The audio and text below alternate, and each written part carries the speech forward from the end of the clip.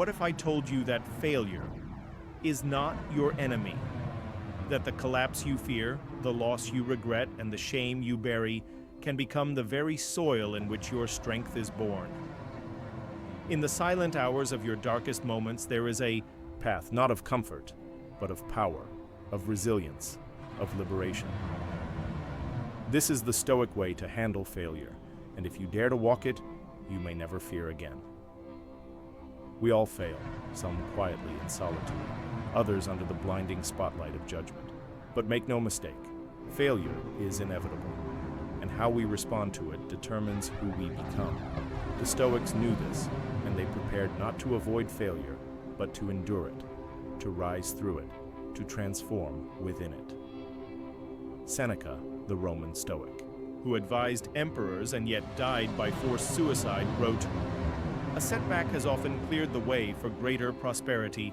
Many things have fallen only to rise to more exalted heights." Failure, for the Stoic, is not the end of the story. It is the forging fire, the sacred trial. It is where the facade of control dies and true mastery begins. We live in a world that fears pain, that worships comfort, but Stoicism offers no such refuge. It demands we face the truth, stripped of illusion. It is in our darkest failures that we meet ourselves without pretense, and there, in that silence, we begin. The Stoics taught us to distinguish between what is within our control and what is not. Epictetus, born a slave and later a great teacher, said, "Some things are up to us and some are not. You did not fail because the world turned against you. You failed because your expectation was rooted in illusion." In externals, let us ask ourselves, did we fail in effort, in courage, in discipline? If not, then no failure occurred at all. Only an outcome, a moment, a lesson. When we anchor our identity to what we cannot control, wealth, status, validation, we become hostages to fortune, but when we ground ourselves in our own virtue, our will becomes unbreakable. Failure stings. It cuts deep. Anger, shame, despair. They rise like smoke from a burning city. But Stoicism is not about feeling nothing. It's about not being ruled by what we feel. Marcus Aurelius, Emperor of Rome, wrote in his Meditations, "You have power over your mind, not outside events. Realize this, and you will find strength." The Stoic doesn't deny emotion. He transforms it. Like fire consuming dry wood, he turns suffering into clarity, into fuel, into resolve. Every emotion is a signal, an invitation. Anger asks what we fear. Shame reveals where we are chained.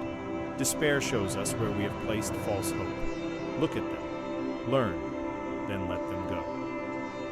To endure failure is not to accept defeat. It is to rise again and again with calm defiance. This is the discipline of the will, the quiet daily resistance to despair. Musonius Rufus, teacher of Epictetus, declared, "Practice yourself for heaven's sake in little things, and thence proceed to greater. We train in adversity, we welcome hardship, because in discomfort we are revealed to ourselves." The Stoic does not wait for ideal conditions, he creates them within. He builds a fortress in his soul that no failure can breach. This is not arrogance, this is preparation, this is the work. We must speak to ourselves with the language of the wise. In every failure there is a gift, not of success, but of sight. The Stoics saw setbacks not as punishment, but as redirection. Correction, invitation, Marcus Aurelius again, the impediment to action advances action. What stands in the way becomes the way. This is more than a quote, it is a code. When you fall, you have a choice. Curse the stone that tripped you, or use it to build a new path. His is our power, not to bend the world, but to bend ourselves, to see failure as a step, not a wall. So if you have failed, good. You are in sacred company. Every Stoic worth remembering has stood where you now stand, alone, ashamed, broken, and yet transformed. Let us walk the harder road. Let us choose the discipline of virtue. Over the illusion of control, let us look failure in the eye and whisper, "You do not own me. I am the fire that survives the ruin," and then rise. This is the Stoic way to handle failure. not by fleeing pain, but by mastering it, not by erasing the past, but by using it to forge a future. We do not fear the fall, we become through it. Wood.